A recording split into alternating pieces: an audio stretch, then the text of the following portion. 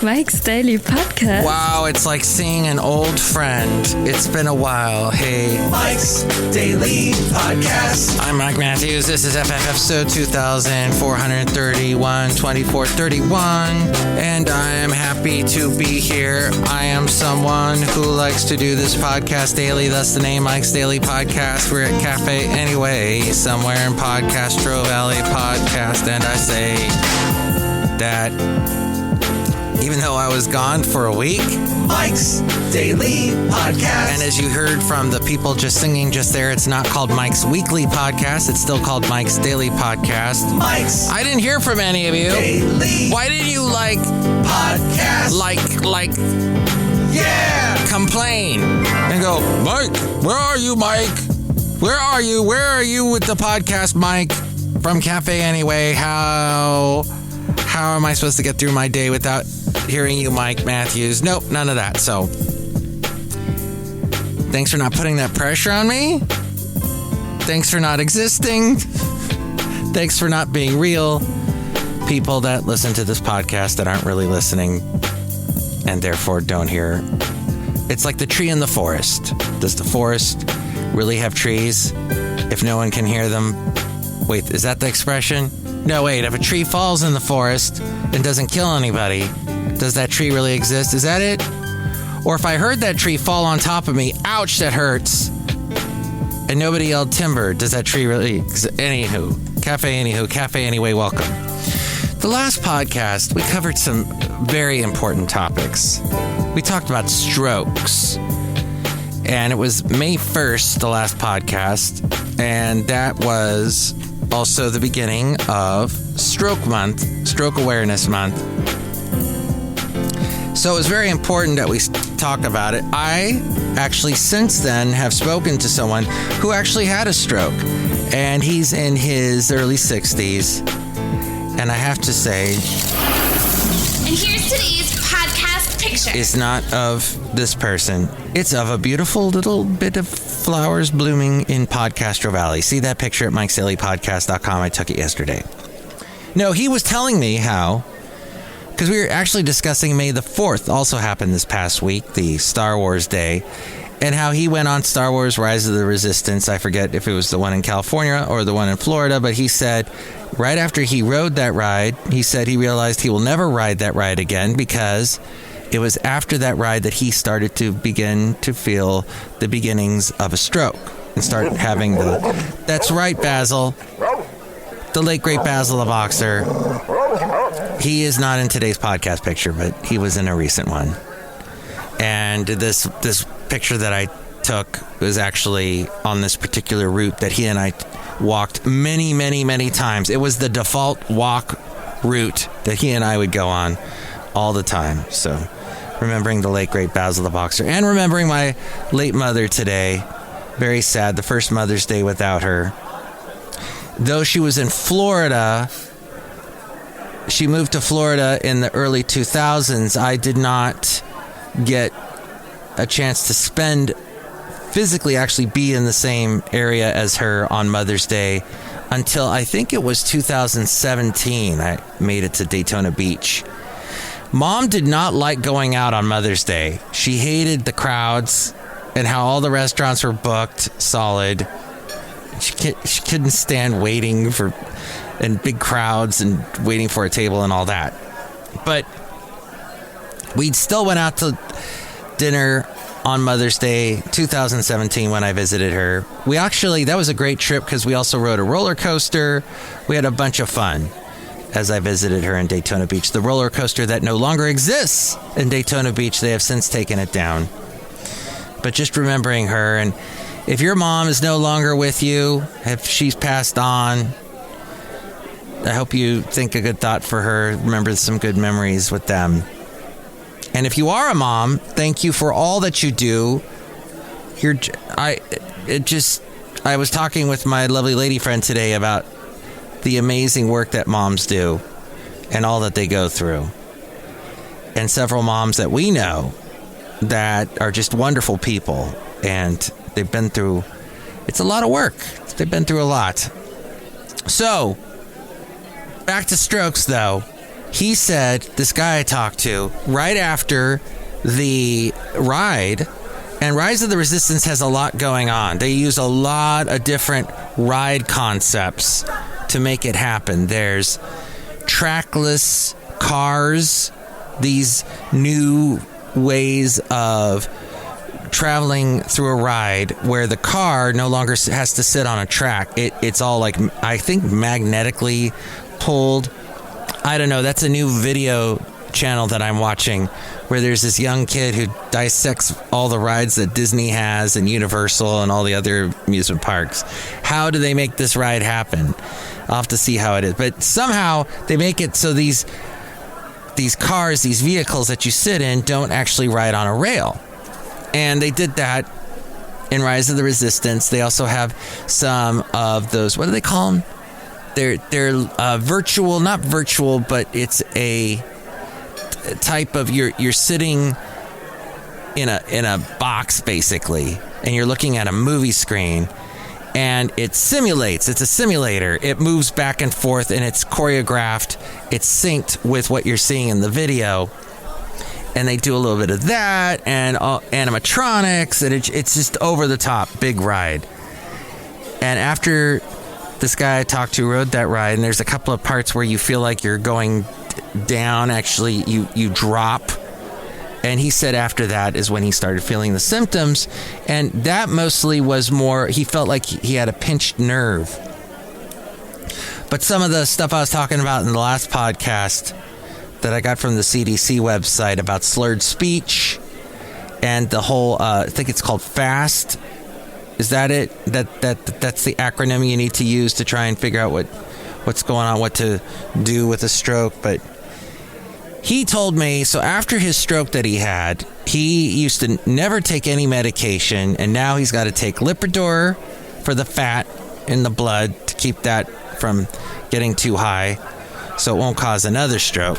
And also he has to take a baby aspirin, I guess, to thin the blood. And it's a lot. He said it's like a cocktail. There's a bunch of other pills he's got to take.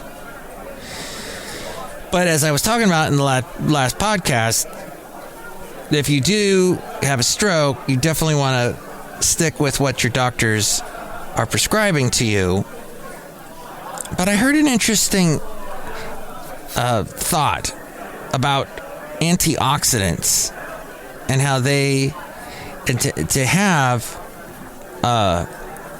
free radicals in your body may make your life more dangerous for catching or having a stroke. As we go outside a cafe anyway, we bring you Mike's Daily Podcast somewhere in Podcastro Valley, the last place on earth.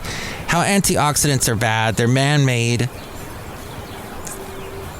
or natural. They are good, actually. Antioxidants are good. They're man-made or natural substances that may prevent or delay some types of cell damage. Diets high in vegetables and fruits, which are good sources of antioxidants, have been found to be healthy. However, research has not shown antioxidant supplements to be beneficial in preventing diseases. Examples of antioxidants include vitamin C and E, selenium, carotenoids, beta-carotene, lycopene, lutein, and zeaxanthin. This according to nccih.nih.gov, or the National Center for Complementary and Integrative Health, their website. They are talking about what you should know about antioxidants, that vegetables and fruits are rich sources of antioxidants. There's good evidence that eating a diet that includes plenty of vegetables and fruits is healthy, and official U.S. government policy urges people to eat more of these foods. Research has shown that people who eat more vegetables and fruits have lower risks of several diseases. However, it's not clear whether these results are related to the amount of antioxidants in vegetables and fruits. to other components of these foods, to other factors in people's diets, or other lifestyle choices, rigorous scientific studies involving more than 100,000 people combined have tested whether antioxidant supplements can prevent chronic diseases, such as cardiovascular diseases, or cancer, or cataracts. In most instances, antioxidants did not reduce the risk of developing these diseases. Concerns have not been raised about the safety of antioxidants in foods, however. High-dose supplements of antioxidants may be linked to health risks in some cases. Supplementing with high doses of beta-carotene may increase the risk of lung cancer in smokers. Supplementing with high doses of vitamin E may increase risks of prostate cancer and one type of stroke. Antioxidant supplements may interact with some medicines. And all your healthcare providers should know about complementary and integrative health approaches that you use. Give them a full picture of what you do to manage your health. And this can help ensure coordinated and safe care is the whole point of this website. Free radicals are highly unstable molecules that are naturally formed when you exercise and when your body converts food to energy. Your body can also be exposed to free radicals from a variety of environmental sources, including cigarette smoke, air pollution, sunlight. Free radicals can cause oxidative stress, a process that can trigger cell damage.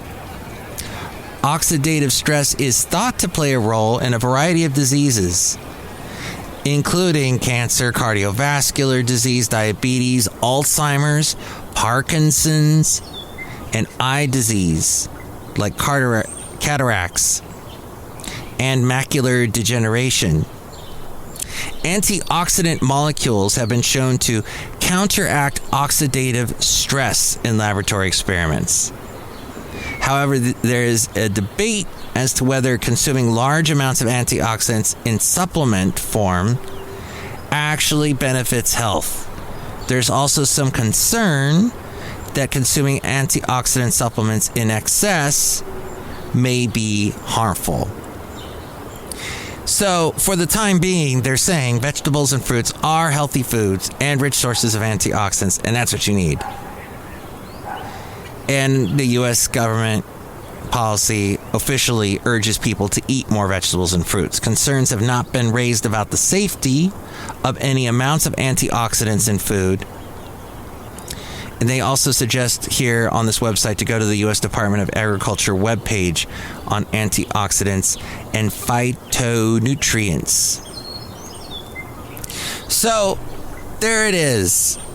That's what they're finding. Observational studies on typical eating habits, lifestyles, and health histories of large groups of people have shown that those who ate more vegetables and fruits had lower risks of several diseases, is basically what it boils down to, including strokes and cancer, cardiovascular disease. So that's one way to really help yourself. Consult your doctor. Observational studies can provide ideas about possible relationships between dietary or lifestyle factors and disease risk, but they cannot show that one factor causes another because they cannot account for other factors that may be involved. Like when people eat more antioxidant-rich food, that might also be more likely, those people are more likely to exercise and less likely to smoke. It may be these factors rather than antioxidants that account for lower disease risk. So I guess more research needs to be done, but something to think about to battle strokes, try to live healthy, and live a long time, like I said. It's the main thing. Now, somebody who thought she was really healthy and was pretty lucky got a little bit unlucky. Amy Schumer has COVID.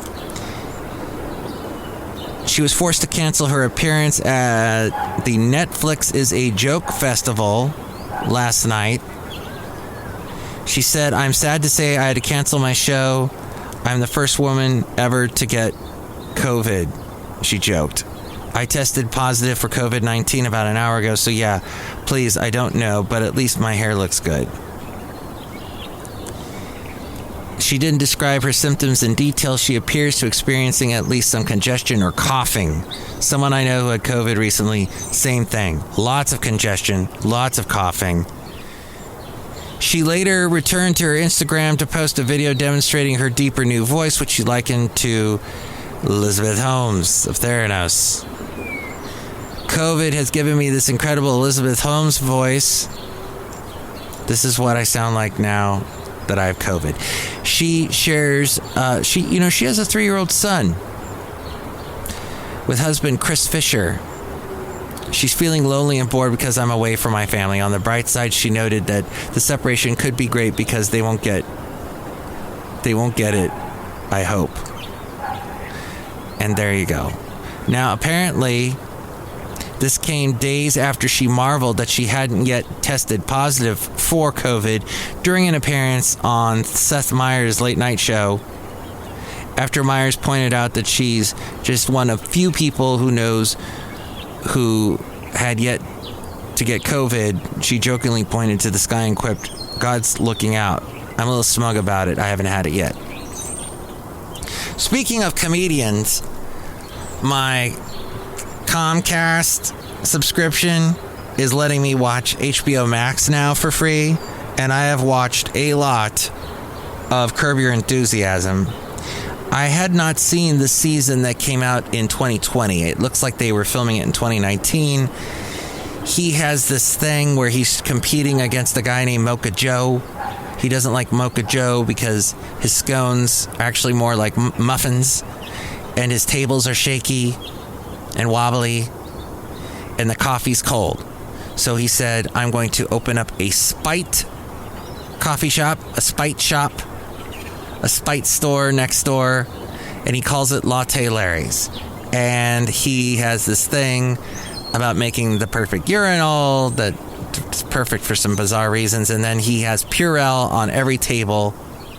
And back then, pre-COVID, we laughed about it, but now, if you've not walked into any fast food place or restaurant or anywhere else, there's, hand sanitizers everywhere.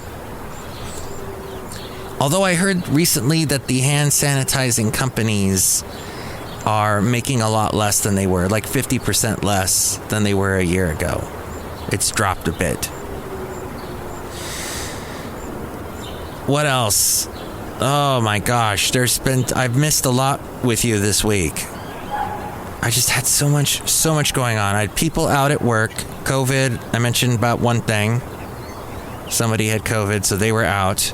Somebody was out on a very, very, very long honeymoon. Good for him. Then I got some other news, not so good, of people leaving. And it's been a lot of upheaval going on. I mean, it could be worse, but it's just been a busy, busy week. And I'm just going to be honest with you. I know that this is not a source of income for me.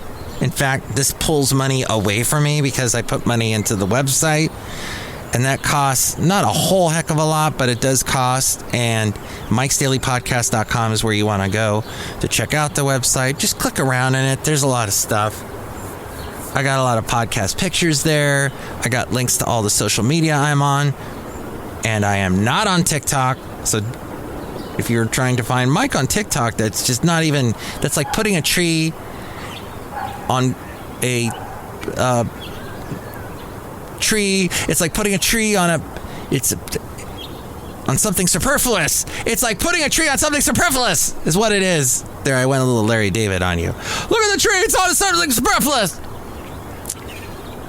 Pretty good.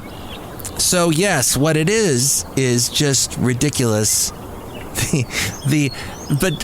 Larry David, by the way, how does someone, at this point, he doesn't do it for the money.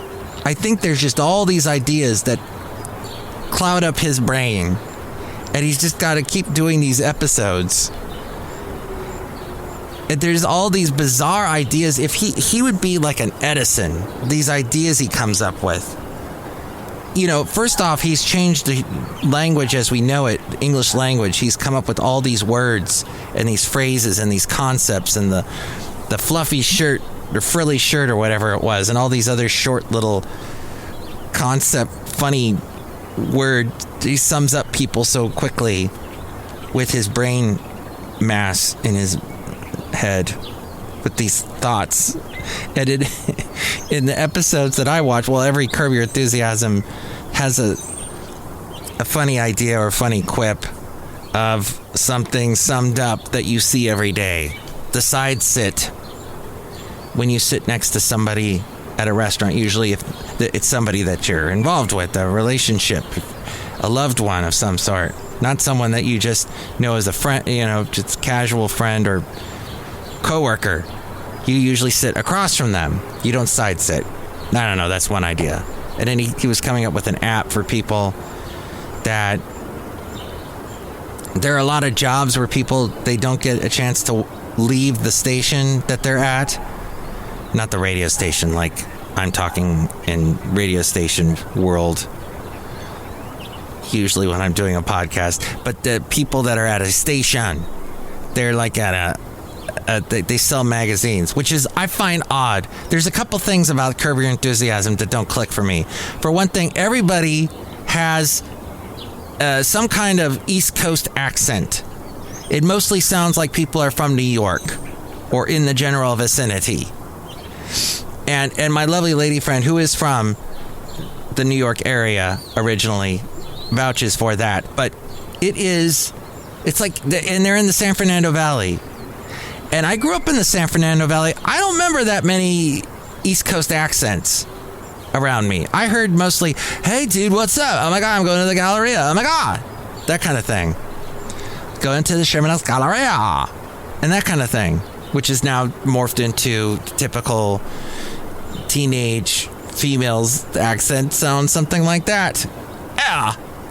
Or when Jimmy Fallon does that, I guess that teenage girl skit he used to do called L. And but that's a little odd. It's like every one of his friends and everybody that he runs into at all the restaurants. Oh, and he eats out a lot. That's the other thing. Gosh, he eats out a lot.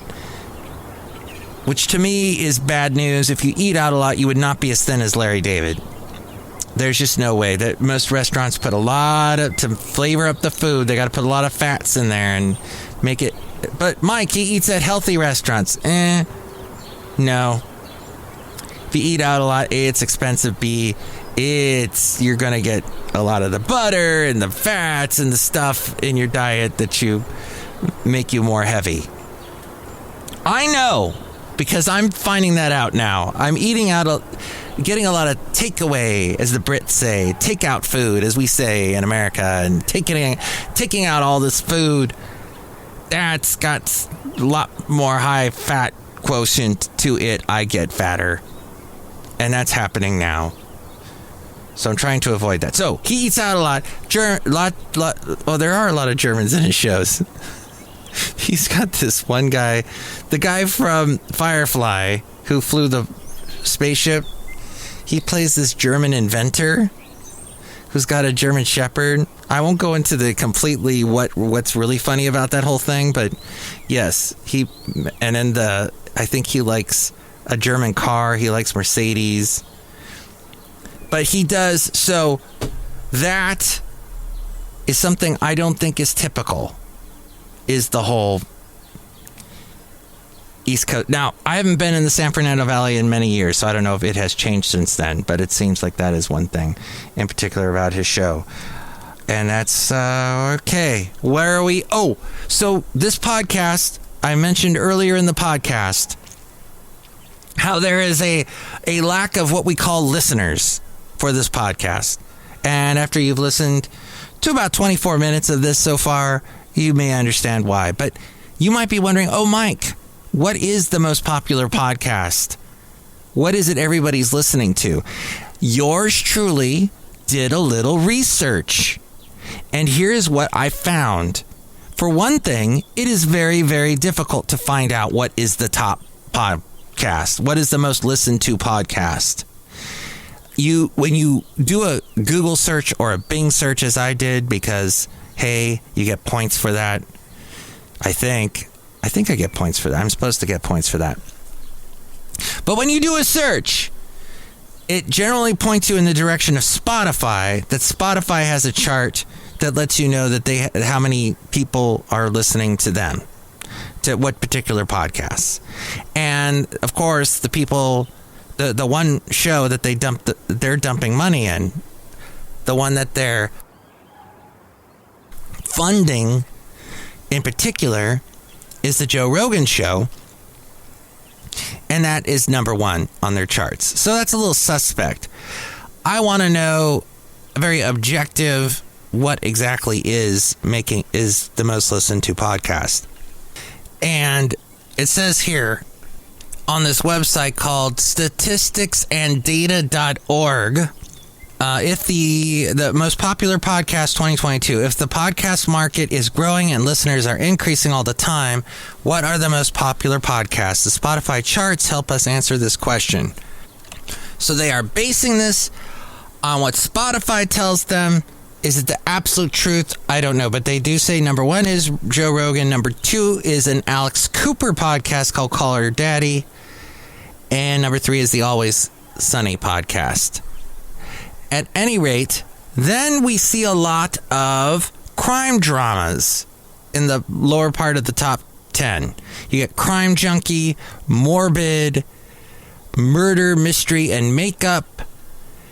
So I don't know. It's very. Then it says, it breaks it down and says that the most podcast listeners go to Spotify, and you can listen to this podcast on Spotify. You're welcome. Then the second most is Apple Podcast. So Spotify has 25%. So apparently, of all the podcast listeners, they've got a quarter of the market. Then almost another quarter goes to Apple Podcasts. Then the next biggest is Google Podcasts. Yes, you would probably guess, because Apple makes the most popular smartphone. Then it's the Samsung or the Google-based Android phones after that. And what is the most used podcast listening device on Google-based Android phones? Well, that would be Google Podcast, but they have 16%. And then comes Pandora with 15%. I don't know if this podcast is on Pandora. Then 11% goes to, and this is interesting, people that go directly to the website of the podcast they are listening to. That's interesting because yours truly has his own website, MikesDailyPodcast.com. And so it would behoove anybody who does a podcast actually have a website so people can go there and then you can put all the added information.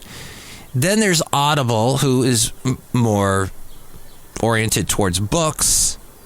And I don't know if I'm on there. NPR One, now I'm definitely not on there because this is not an NPR-based show. And I will say this about NPR. It's getting very, very annoying about NPR. And I once had a lot of respect for NPR, and I've completely lost it. And if I'm burying this at the end of this podcast, because this is somewhat controversial what I'm about to say, but it's true. You listen to a lot of NPR or a lot of NPR podcasts, you are going to hear a lot of very young voices. I have a young voice. I'm 53 and I have a young voice. It's just going to be one of these. Unfortunately, I don't have a young face, but I have the young voice. But I am older. The reasons why you're hearing young voices on NPR is because they are young people. They are being hired right out of college. They're very idealistic. They lack experience. It's like when you turn on any popular radio station, any station playing popular music, the music that's in the top 10 right now, it's all young people. That's how it is. That's how it's always been, pretty much. It's young people, and they're singing about these topics about love, and it's very shallow because these singers have not really experienced life. They have not really had the ups and downs, the turmoils, and the divorces, and the children. Maybe they lost a child, tragedy, all kinds of things that life brings you. These young people, for the most part, have not experienced that. The people that are on the NPR that are reporting, they're very young and idealistic, and it's just there's this lack of you don't hear any of the nuance that you would get from a more aged host, a more aged reporter. And I mean, you still have like Flick and Fold and all the and that's the other thing about NPR. I'll hear somebody and hey, that young person did a pretty good job. That was a very good story.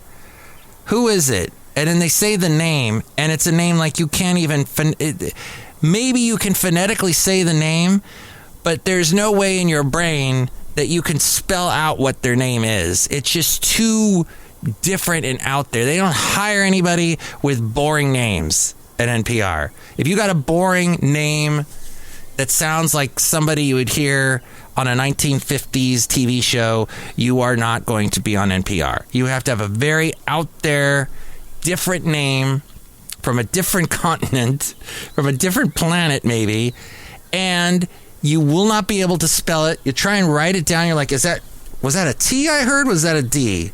Is that a U or an H? What was that? And then if you try and go to the website that NPR has, they don't have the name. They don't have the reporter. It frustrates me to no end. Oh, then at 8% is TuneIn. And yes, I'm on TuneIn. 8%. But you know what, TuneIn? I know people that work at TuneIn and they think they're all that, and the cat is in the pajamas and the cat's pajamas and all that. They think they're all that. You know what? They're just like 1% more listened to than Deezer. What the heck's a Deezer? Yeah, I know. And just like 2% more than Stitcher. And I always give a thumbs up to Stitcher because they gave me a t-shirt for free and a free bumper sticker. Oh, and they invited me back. I emailed them, hey, can I take a tour of your facilities? They had this one floor in a building somewhere in the financial district of San Francisco. And they were like, yeah, sure, stop on by. You do a podcast every day? Wow, that's amazing. Stop by. And this is a while ago. This podcast has been on for quite a while. We did get to episode 2431 today. So I stopped by, very nice people. They invited me back for like a podcast party where they were celebrating all kinds of podcasters, basically anyone who could show up. And then they did an award show. I was invited to that, was not nominated for anything, but got to meet a lot of podcasters that I look up to. So generally, really nice people. Oh, and I got free pizza. I remember they got a couple pizzas and let the podcasters have some pizza and I think sodas. I had root beer, of course. And it was a wonderful time, so always give a thumbs up to Stitcher. Unfortunately, they're at the bottom of this list, but that is according to statisticsandData.org.